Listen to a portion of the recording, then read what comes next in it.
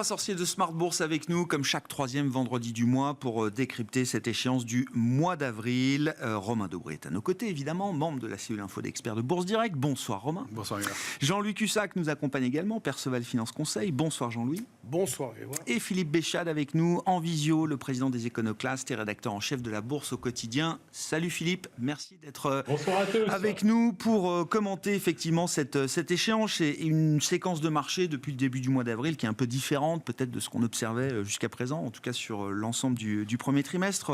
Romain, quel bilan vous faites de cette échéance qui marque une petite baisse par rapport à la journée d'expiration précédente? Oui, une petite baisse de un peu plus de 2,2%.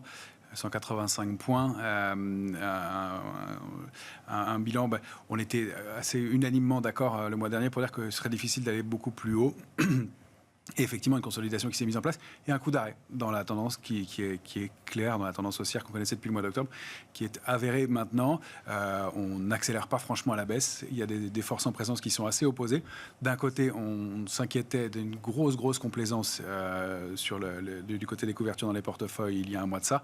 Les warnings récents ont fait très nettement remonter la volatilité. On l'a vu, 18 pour le VIX autour de 15 pour le CAC 40, avec aussi des niveaux ratios de couverture qui sont passés de, on va dire, 0,6 sur l'Eurostoxx, donc très optimiste, très complaisant, à plus d'un 20, donc à des niveaux équilibrés, prudent, on va dire.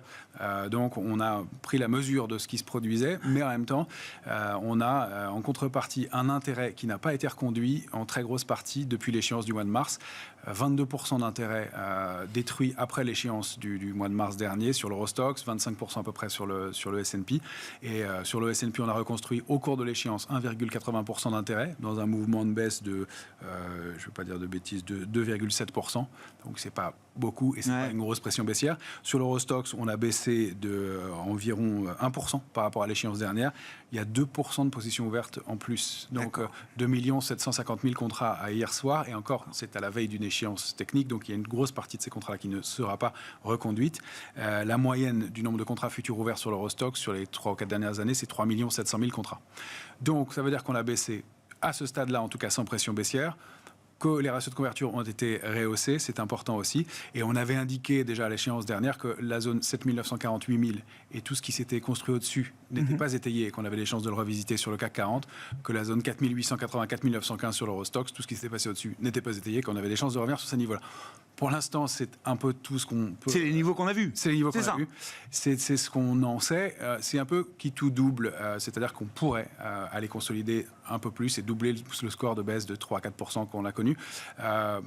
Mais on est entre deux eaux et c'est vraiment la saison des publications qui va déterminer tout ça. On a, si on veut prendre des exemples un peu opposés, L'Oréal qui a l'air de bien tenir ce soir après ses publications. On voit qu'LVMH qui prenait plus de 35% au moment de sa publication n'est plus qu'à 1% de hausse par rapport à la clôture de la veille des publications. Danone, même schéma hier, 3,38 de hausse. Finalement, elle est à peu près à ces niveaux d'équilibre. Alors, est-ce que c'est ponctuel? Est-ce que c'est un peu technique? Je pense qu'on a d'un côté des acheteurs qui ont bien acheté et qui ne vendent pas, manifestement. Des opérateurs. Il n'y a pas de pression forte sur ces vendeurs qui ont bien acheté aujourd'hui? Non, ils ont de la marge pour la plupart et les niveaux sont lointains. On a accéléré assez vite. Et puis, en même temps, on a un consensus acheteur sur repli qui est quasi unanime. J'entends peu de monde dire le marché va se retourner ou je n'achèterai pas si on descendait à 7007, 7006. Donc, est-ce qu'on va aller jusque-là et est-ce que ça va offrir des points d'entrée? Est-ce que ce sera un petit peu en dessous? Pour l'instant, c'est plus ce scénario-là qu'on privilégie. Mais le schéma reste assez ouvert à court terme. On a cassé la dynamique haussière. Je ne vois pas former de nouveau plus haut tout de suite, sauf éléments majeurs et changements majeurs.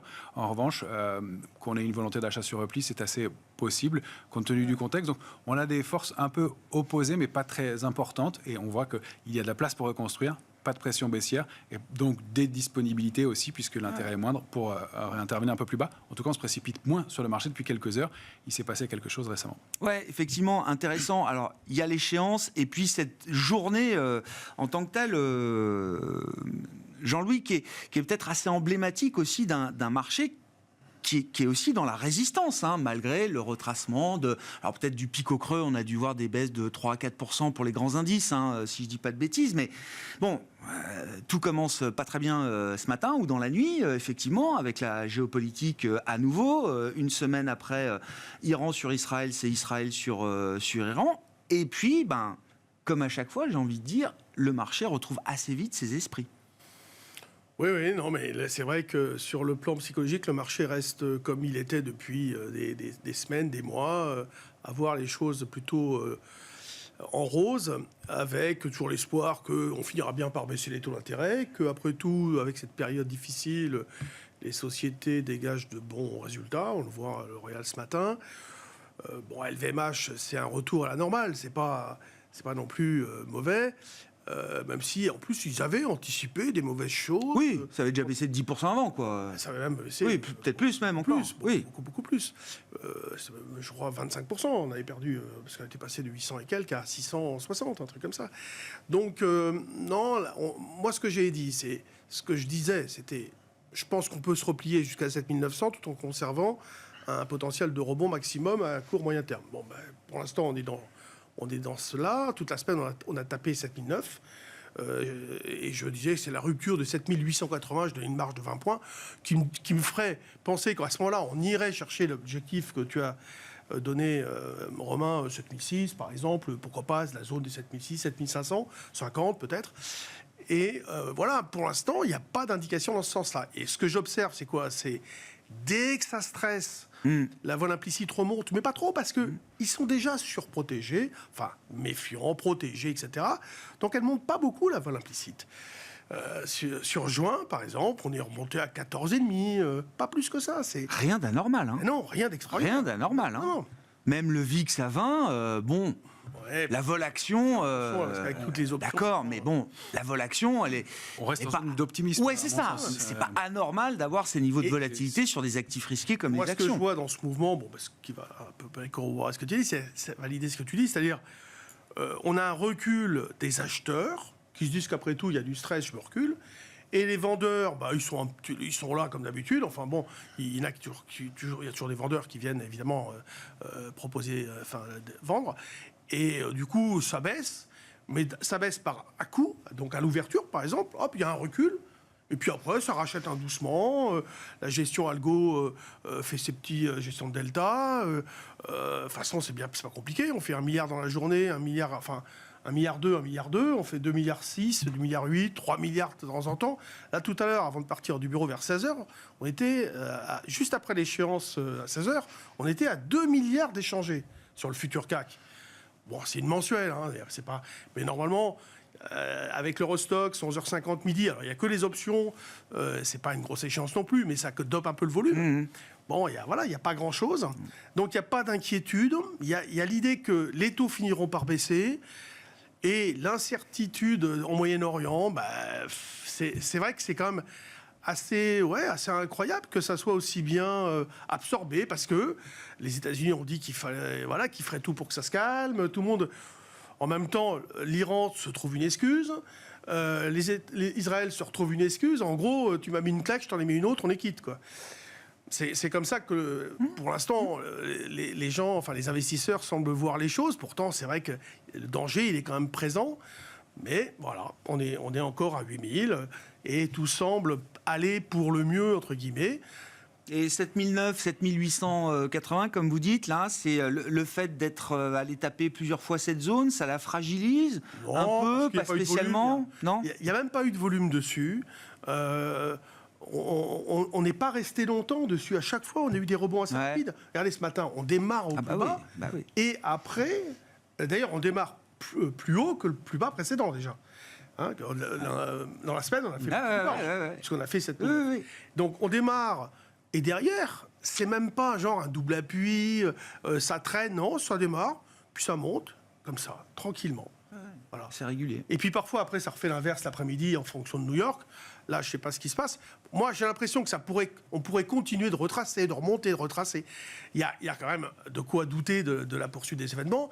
Trouver des nouveaux dossiers, c'est pas évident non plus, on l'a vu. Quand ça allait encore bien, là, il y a quelques jours, enfin la semaine d'avant, on voyait que les intérêts allaient vers des valeurs, entre guillemets, un peu à la ramasse, c'est-à-dire les équipementiers automobiles, etc. Alors, moi, je vois, il y a des touches à l'achat, on les voit sur Valeo, on les voit sur différents différentes valeurs comme ça. Et bon, des valeurs aussi spéculatives, comme CGG, bien sûr, avec des changements de perception. Non, on voit qu'il y a toujours un appétit à aller chercher des choses considérées comme en retard. Vous l'avez dit, tant que le marché estime qu'il y aura quand même quelques baisses de taux, même si elles sont moins nombreuses, ça reste quand même, j'allais dire, quelque chose qui maintient en haleine. La question un peu macro, mais bon, ça, on n'aura pas la réponse aujourd'hui. C'est est-ce que l'histoire est vraiment en train de changer au point de se renverser, de plus avoir de baisse de taux, voire une Fed qui pourrait envisager à un moment peut-être de relever encore d'un cran. Pas là en mois de juin, mais peut-être dans 6-9 mois. C'est toute la question un peu forward-looking qu'il faut avoir en tête pour comprendre aussi la manière dont les marchés ont fonctionné au mois d'avril. Il y a eu ce choc de taux aussi, cette remontée des taux longs et des taux longs réels. Avec un impact fort sur l'euro-dollar. Bien sûr, et le dollar, grand gagnant évidemment de ce mois d'avril et sur le Forex depuis le début de l'année. Justement Philippe, alors qu'est-ce qui vous intéresse dans cette échéance d'avril? Qu'est-ce qui a changé par rapport au premier trimestre? Qu'est-ce qui n'a pas changé en termes de tendance? Bien, on va commencer par un sujet qu'on a peu évoqué, qui est la tension des taux. 15 points de plus cette semaine pour les OAT et les Bund, plus 18 pour le 10 ans italien, des niveaux les pires qu'on ait observés depuis début décembre, voire fin novembre 2023. En France, le 2 ans et le 10 ans sont maintenant à égalité, à 3,0150. Je dois dire qu'on a repris plus de 50 points depuis le début de l'année sur les OAT, 80 à 85 points sur le 10 ans américain, et on va dire que les marchés n'ont quasiment pas bronché. C'est merveilleux et ça donne raison à Jean-Louis. Effectivement, la construction des marchés les rend quasiment invulnérables. Je dois dire que là, on est confronté à quelque chose qui relève presque du merveilleux. Autre élément qui aurait pu peser sur l'évolution macro, c'est le yen défendu pendant une douzaine de séances bec et ongle par la BOJ aux alentours de 1,5160, enfin 151,60 contre le dollar, et qui a fini par lâcher prise et retracer des plus bas de 30 ans. Bon, là aussi, ça aurait pu inquiéter les marchés et ça n'a pas entraîné beaucoup de conséquences. Donc oui, le dollar, effectivement, c'est quand même le grand vainqueur de la semaine écoulée. Enfin, vu ce qu'on a dû digérer depuis le 14 avril au matin, l'attaque massive de drones iraniens sur Israël, je dois dire que... Enfin, si on m'avait expliqué que dans une semaine, dans un contexte géopolitique comme celui-là, on aurait 15 points de hausse sur les OAT, 10-12 points de mieux sur les T-bonds, je vous avoue que je ne l'aurais pas cru. Donc, par contre, le dollar qu'il est monté, ça ne me surprend pas. Un petit mot de l'or, d'un vendredi sur l'autre, zéro. Il était à 2380 vendredi dernier, on le retrouve au même niveau. L'once d'argent, 24,5. Le CAC 40, il n'a pas bougé. C'est fantastique, c'est à croire que le contexte géopolitique n'existe pas, que le contexte d'endettement général n'existe pas, qu'il n'y a pas de vrai stress face à un déficit US qui est de 6% du PIB. Sophie, quand vous évoquez la remontée des taux longs, il y a quand même la question de la prime de terme, justement, et ça montre bien quand même que le marché est attentif d'une certaine manière à ces questions. Il y a les émissions du Trésor qu'on regarde aux États-Unis, 10 ans, 30 ans, il y a maintenant un peu plus d'une semaine. On sait que c'est des émissions qui sont parfois un peu difficiles, ça c'est encore confirmé. La remontée des taux longs, vous disiez effectivement, Philippe, c'est merveilleux, ça n'a pas eu d'impact. Ça n'a pas eu d'impact, j'allais dire, jusqu'à la fin du mois de mars. Mais quand même, depuis quelques semaines, au-delà de 4,50, on voit que ça peut quand même troubler un peu le fonctionnement ou le rouleau compresseur des marchés actions.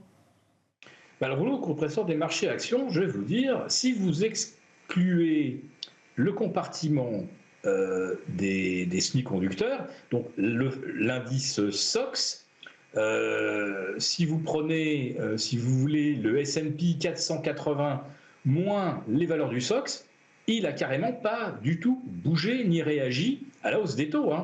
Tout vient de la correction de l'indice SOX. Je l'avais souligné. Voilà, Philippe, donc les semi-conducteurs, le secteur clé semi-conducteurs sur le marché américain. Voilà, et le SOX, là, il aligne donc une 7e séance de baisse. Il est à 203,70. Il vient de plus de 240. Là, il y a vraiment un revirement très très net. Mais c'est tout. C'est tout. La baisse de Wall Street, du S&P, du Nasdaq, elle vient uniquement des valeurs SOX, des semi-conducteurs. Donc ça, c'est vraiment quelque chose d'assez remarquable. Alors je vous parlais de 240, mais en fait, il faut remonter en réalité à début mars. Mais il y a une semaine, il était encore à 225, donc on est exactement à moins 10% en une semaine. C'est énorme, mais il n'y a que ça qui bouge. Le reste, vous retirez les valeurs du SOX, le Nasdaq et le S&P, ils n'ont quasiment pas bougé depuis vendredi dernier. Et entre-temps, il y a eu, on s'est balancé des drones, des missiles, tout ça, des anathèmes, voilà. Oui. Donc c'est un peu de la gesticulation. Et qu'est-ce qui a rassuré les marchés? Je vais terminer là-dessus très très rapidement. Qu'est-ce qui fait que ce matin, on n'a pas vu le VIX partir au-delà de 21? C'est que l'Iran avait promis une riposte immédiate et massive. Bon, 4-5 heures après les tirs israéliens, il n'y avait rien. Voilà, donc on peut dire que les marchés sont probablement bien informés aussi. C'est-à-dire que les marchés, tous ceux qui s'intéressent au sujet, visiblement, expliquaient que c'était le best case scénario. Après, il y a toujours des scénarios alternatifs, évidemment, surtout quand on parle de géopolitique et d'escalade. Il y a toujours des risques que ça parte dans des scénarios alternatifs beaucoup plus délétères. Là, le scénario central, tel qu'il était écrit, c'était celui-là. Pour l'instant, on semble rester dedans. Sur la partie sectorielle, Romain, qu'est-ce qui a changé, qu'est-ce qui n'a pas changé? Philippe le disait, le SOX décroche, c'est quand même un gros morceau, effectivement, parce que derrière, c'est un semi-conducteur, mais derrière, c'est l'IA, etc. Est-ce qu'une valeur comme Nvidia, aujourd'hui, est moins moteur dans les marchés? Et en face de ça, quels sont les secteurs qui apportent peut-être une dynamique positive? Alors, il n'y a pas de changement majeur de ce côté-là, puisqu'on le disait depuis quelques temps, il n'y a pas de logique sectorielle forte, effectivement, en dehors de l'IA et techno. Et il y a eu un coup d'arrêt, si on prend ces secteurs-là de façon globale. Individuellement, si on regarde Nvidia, elle fait une pause dans un grand trading range qui est 822,74, 951. Elle est plutôt proche de la borne basse. Et à quelques jours de ces publications, il y a un peu de prudence et voilà, on n'a pas de figure de retournement sur le titre. Le risque, si on casse 822,74, c'est d'aller chercher 683, ça ferait un mouvement de consolidation un peu marqué. Pour l'instant, il faudrait déborder 903. On a eu ce qu'on appelle pour l'instant, puisque c'est en mensuel, un sommet en pince à 903 sur le titre, c'est-à-dire qu'on a clôturé le mois précédent et ouvert le mois en cours au même niveau. D'accord. Donc ça, c'est un niveau pivot à surveiller sur le titre. Il n'y a pas grand-chose de plus pour l'instant, à part un peu de consolidation. Après, sur les valeurs, c'est un peu ce qu'on disait individuellement. Si on regarde les 7 magnifiques, elles sont un peu moins belles en ce moment. Il y a quand même Amazon. On n'en parle plus d'ailleurs. Mais on n'en parle plus. Oui. Amazon, elle est sur des points hauts, une résistance majeure à 185,70. Elle a formé un avalement baissier probablement en hebdomadaire. Pas un très bon signal contre un niveau de résistance majeur. Retour 165, 75, 172, 10 peut-être. Ça fait 6-7% de consolidation, c'est pas méchant. Apple, elle est pas bien. Elle est toujours au bord de son précipice. Elle était entre 165,20, 167,20. C'est vraiment un niveau à ne pas rompre. Elle pourrait accélérer plus. Elle peut aussi rebondir sur ce niveau-là. C'est un peu make or break. Attention sous 397 sur Microsoft. Voilà, Tesla, on en parle plus Microsoft beaucoup. La semaine prochaine, Google, je crois, et puis Meta aussi. Google et Meta. Donc voilà, Google se porte bien, elle est haussière. Donc il y a des éléments à surveiller de ce côté-là. Effectivement, du côté des équipementiers, des petites touches à l'achat, j'aime bien l'expression, c'est ça. C'est pas très franc, mais on a trouvé des niveaux de support qu'on n'enfonce plus depuis plusieurs semaines et on réagit bien aux publications. Mais et cette fois-ci, on confirme en clôture sur Forvia. Ouais. Mais le coup d'arrêt sur les Max 7, sur la thématique semi-conducteurs, etc., ça génère pas, comme le disait Philippe, un stress global qui emmènerait... Pas du tout. Voilà, on est allé chercher... on se demandait à quel point c'était systémique, et si ces valeurs-là commençaient à ralentir, voire commençaient à changer de tendance, est-ce que ça pouvait embarquer tout le monde, quoi. Pour l'instant, et à ce stade, ce qu'on peut dire, c'est que c'est hyper propre. Sur le Nasdaq, on avait une cible qui était située entre 17 170 et 17 250. On est allé chercher cet après-midi, parfaitement, doucement, avec des rebonds importants, et même très importants. Une séquence de baisse qui est difficile à travailler pour ceux qui veulent la travailler, mais on est allé chercher des cibles parfaitement. Alors, est-ce qu'on va aller un cran plus bas, ou est-ce qu'on va reconstruire à partir de là? De toute façon, rebondir tout de suite sur ces niveaux-là, c'est pas la structure que ça donne, puisqu'effectivement, on a mis un peu de temps à construire un retournement, quelques semaines, ça fait depuis la mi-fin mars qu'on baisse, et qu'on a construit cette figure-là. On va pas rebondir tout de suite sur des points comme ça et repartir pour une dynamique haussière forte, ou rebondisse à court terme, pourquoi pas, mais recréer une dynamique haussière forte sur ce niveau-là, ça va pas être évident. Je vous ai coupé sur les équipementiers automobiles, mais donc du coup, vous doublez la mise. Enfin, il y a des trucs de ce côté-là. On n'a pas de structure de retournement haussière forte encore. Il y a la Chine où, selon les paniers de valeur, ça bouge un peu. Il y a quelque chose qui s'est déclenché cette fois-ci aussi, c'est ce côté small et mid caps, on en parle souvent. Là, on a déclenché et débordé des lignes de tendance baissière qui étaient actives depuis sur le plan indiciel, sur le plan indiciel, et sur des paniers de small et mid caps. D'accord. Panier de moyenne capitalisation européenne, panier de small capitalisation européenne. Donc là, il y a eu des activations haussières relativement rapides, et comme je regarde les indices small et mid, j'ai pas eu l'impression qu'il y ait eu un grand... On a débordé des lignes de tendance baissière, on l'a confirmé. Là, ça revient un petit peu, et justement, pour nous, ça va être des points d'entrée à surveiller. Encore, on va dire 1 à 2% sur ces... alors, je peux vous donner les codes des trackers en question. CEM, à regarder, MMS. Il y a le Itamid, il n'est pas négociable chez Bourse Direct, mais il existe, il est pas mal. L'Italie. C'est l'Italie, les small italiennes, bien sûr. Ils sont fortes. Très gros marché de small. Et je retrouve le troisième, mais CACM, CACM, qui est un CAC mid aussi, France Mid Capitalisation, et qui est pas mal aussi. Donc il y a des choses à regarder de ce côté-là, peut-être. Ce n'est pas construit encore pour un rebond, mais on a déclenché. D'accord. Ok. Jean-Louis, sur le marché small et mid, effectivement, ça s'anime, ça se réanime. Là, ça s'anime plutôt dans le sens de la baisse. Le problème, c'est les carnets d'ordre, ils sont vides. Là, vraiment. Moi, je trouve que c'est dangereux, parce que d'ailleurs tout le monde le sait que c'est dangereux. Donc, dès qu'il y a une nouvelle un peu négative, là, la dernière, c'est comment elle s'appelle, la X-Rail, qui s'est cassé la figure de... Exail. L'ancien groupe Gorgé. Oui. L'ex-groupe Gorgé, elle a perdu 19% hier. Et encore aujourd'hui, elle baisse. Et aujourd'hui, elle se cassait encore la figure, donc ça va très vite. Voilà, donc on continue à avoir des dossiers comme ça un peu... C'est des capis, 300 millions, un truc comme ça. Donc, ça ne fait pas revenir des investisseurs de long terme. Non, ils vont pas revenir là-dessus. Moi, je pense qu'ils vont revenir... Oui, moi, j'avais sélectionné des valeurs. Donc, Valeo, Orange... là, elle était revenue pile poil sur... oui, mais c'est un classique, mais à la limite, celui qui a besoin d'investir, il y a le dividende, il y avait le graphique qui était vraiment en support sur 10, là, 10,5. Bon, voilà, c'était des idées d'achat. Moi, ma plus grosse ligne perso, c'est Ruby. Alors, Ruby, j'ai gratté la terre pendant des... Vous suivez Bolloré ? Non, mais pendant 2 ans, je ne savais pas. Non, mais j'en ai acheté, ça ne voulait pas y aller. Non, mais ça ne voulait pas y aller, j'attendais, il y a un gros rendement. Tout d'un coup, je la vois monter, je me dis, tiens, c'est bizarre, elle monte. Et là, il y a quelque chose qui se passe. Parce qu'elle ne faisait rien, ça faisait des 2 ans. Et puis, tout d'un coup, on annonce que Bolloré a pris... Et là, elle explose. J'ai pas vendu un titre. Et là, j'ai eu aussi un petit tilt. Je me suis dit, quand même, franchement, l'effet moutonnier, ils savent pas quoi faire. Du coup, il y a le parachute Bolloré, il y en a un autre qui est venu passer le seuil des 5%. Et du coup, ils y vont tous là. Non, mais donc ça veut dire que là, c'était l'idée qu'il y a un effet moutonnier. On est en manque d'idées. Ruby, c'est quand même une valeur qui pèse un peu quand même. On peut y aller.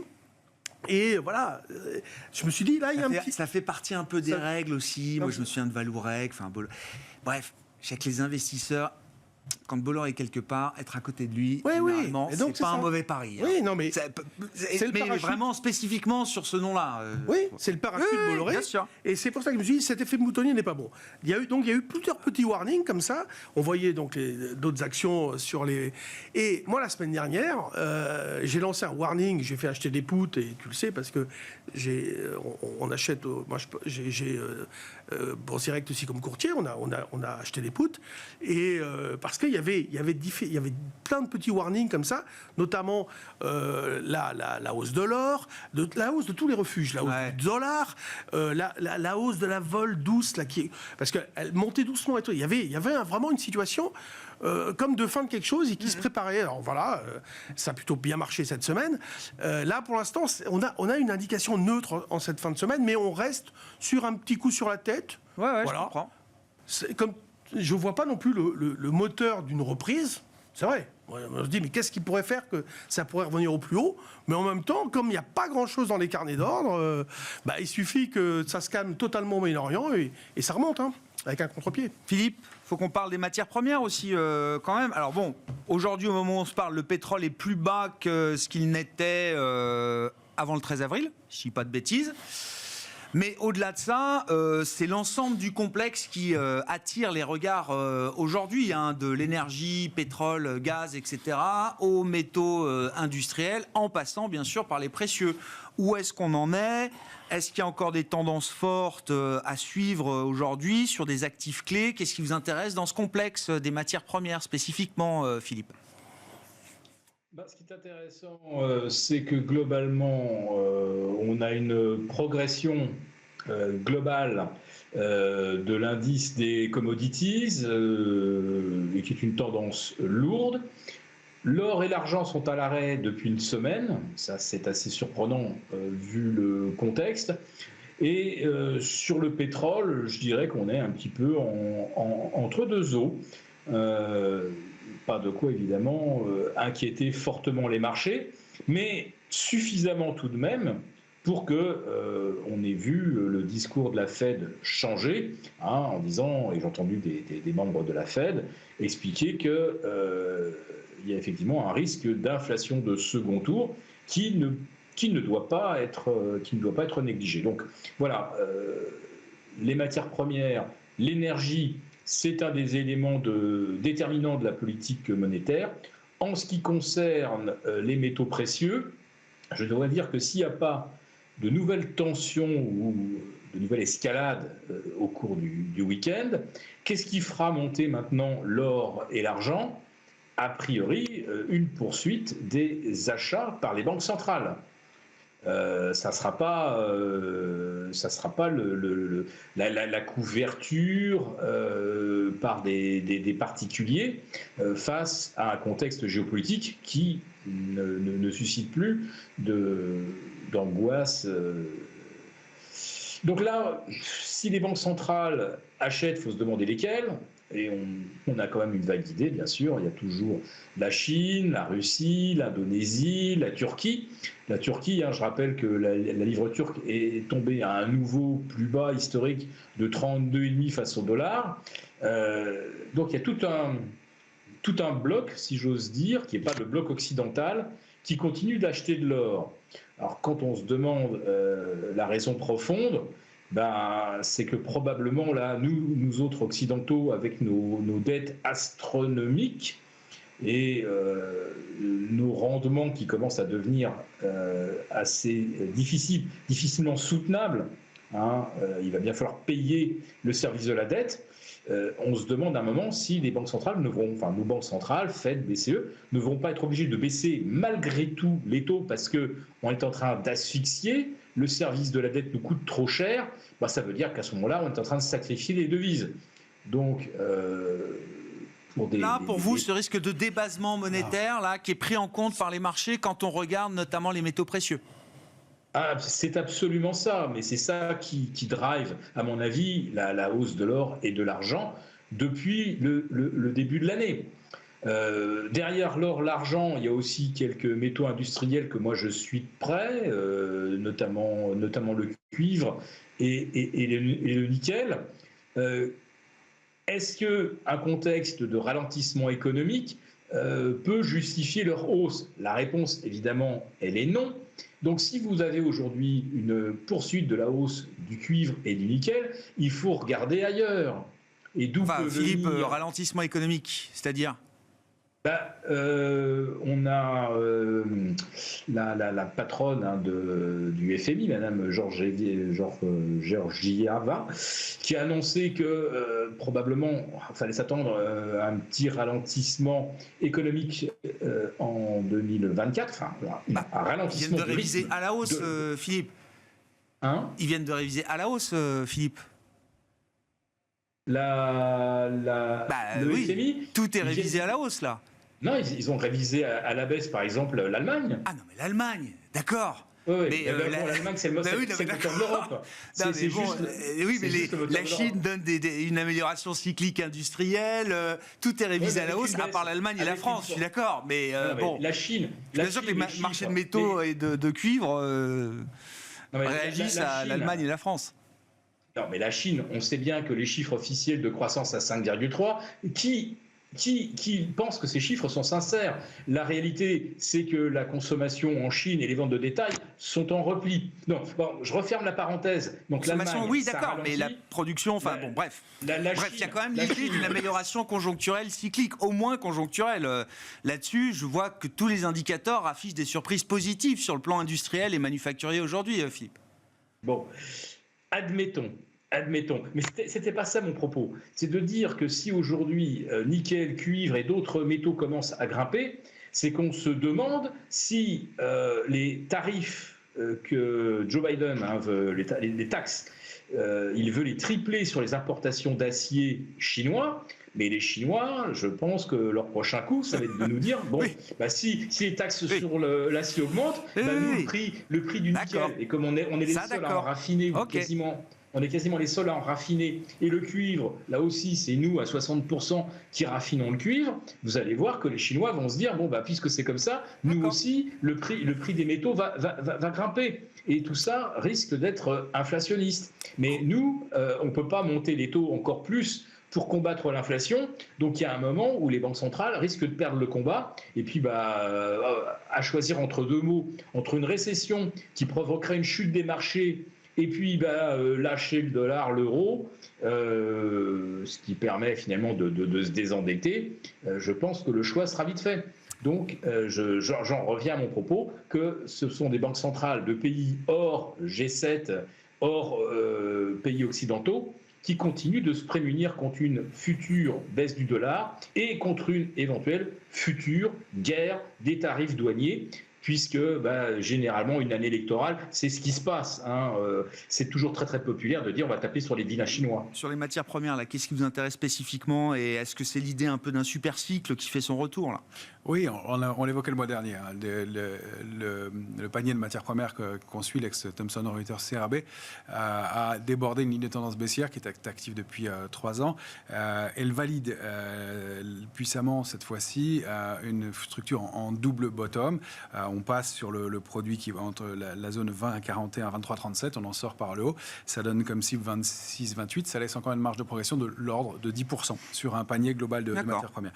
Sur le Brent, on avait donné une cible à 91, 23. On l'a touché cette semaine, on bute en dessous. On est dans un trading range maintenant 86, 10, 91, 24. On bloque entre les deux. C'est intéressant de voir la volatilité sur le pétrole. Il y a plus de 4-5% de volatilité en 48 heures, 24-48 heures, dans les deux sens. Donc beaucoup de volatilité dessus. On a touché des cibles. Sur le cuivre, on est haussier. On a sorti d'une structure de retournement haussière. On a en mire 4,95 à 5. Le cuivre vaut 4,47 à peu près à l'instant. On a débordé encore un support 4,42 et on a comme niveau intermédiaire 4,65.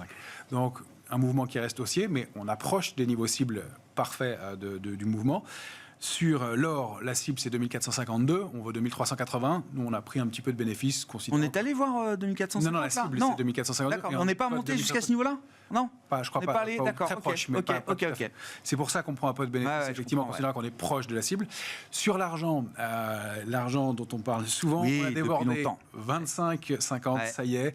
Franchement, avec du volume, une position verte spéculative importante, on a débordé le niveau de 28, 13, on a touché 29, 85 parfaitement. Donc c'est un marché qui reste hyper technique, haussier. Le fait de sortir de cette congestion qui datait de plusieurs années sur l'argent, que 3 ou 4 ans de consolidation, nous donne comme cible 34,70 à 35. Donc il y a encore un mouvement haussier sur l'argent. C'est peut-être là où il y a le plus de potentiel encore. Quant au gaz, il y a quelques divergences. Est-ce que ça vaut le coup de regarder les minières ? Aurifère, argentifère, c'est des petits marchés, c'est des très grosses boîtes, mais je veux dire, Pour l'instant, on n'a pas de signaux vraiment de ce côté-là, mais il y a eu quelques mouvements et on voit des contre-pieds assez énormes, notamment ArcelorMittal qui avait tenté de déborder les niveaux, qui a fait des gros contre-pieds. Donc pour l'instant, c'est pas franc de ce côté-là. Et sur un panier de valeurs comme le BRS, un panier de ressources de base, on voit qu'on a touché des résistances et pour l'instant, ça cale un petit peu. Mais sur les matières premières en général, donc oui. Un mouvement qui reste haussier, mais dans lequel on a déjà consommé une partie du potentiel. Donc, peut-être que ça va limiter un peu cet aspect inflationniste qui fait tant peur. Sur le Forex, et donc le roi dollar, Jean-Louis, quand on regarde la paire euro-dollar, est-ce que la baisse a déjà été consommée, au moins en bonne partie, ou est-ce qu'elle ne fait peut-être que commencer là ? Alors, sur le plan technique, c'est baissier. Maintenant... Il y a une vraie logique avec les faits. Hausse des taux, forte hausse du taux souverain américain, etc. Le dollar qui sert de refuge. Donc tout va dans le sens que le dollar, il est logique qu'il s'apprécie contre l'euro.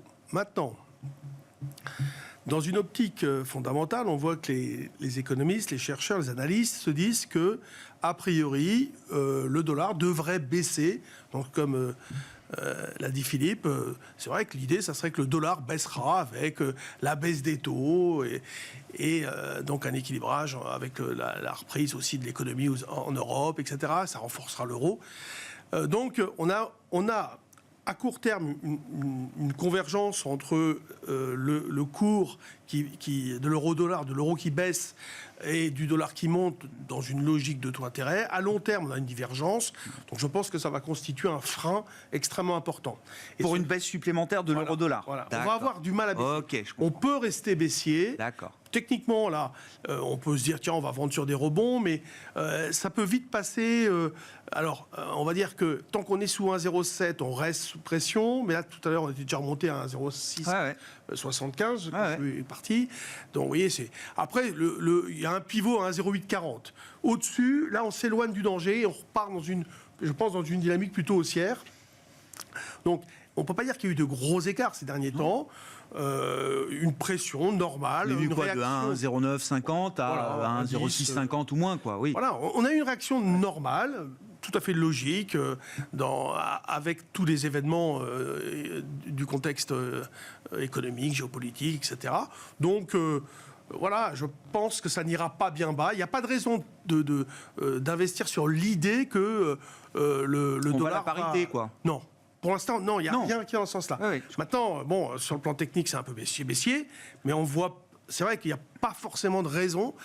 Après, c'est vrai que quand on est trader, il faut regarder les tendances, tout l'aspect technique, parce qu'il peut y avoir des surprises. Bon, mais c'est vrai que moi, si je devais aujourd'hui prendre une position, d'ailleurs c'est ce que j'ai fait, je suis un petit peu vendeur, je coupe très vite, j'essaye de faire des écarts, j'essaye pas de faire une grosse tendance et je ne parie pas sur un gros mouvement de repli. C'est tout. C'est pas une période où on va se faire un scénario de fort directionnel. Voilà.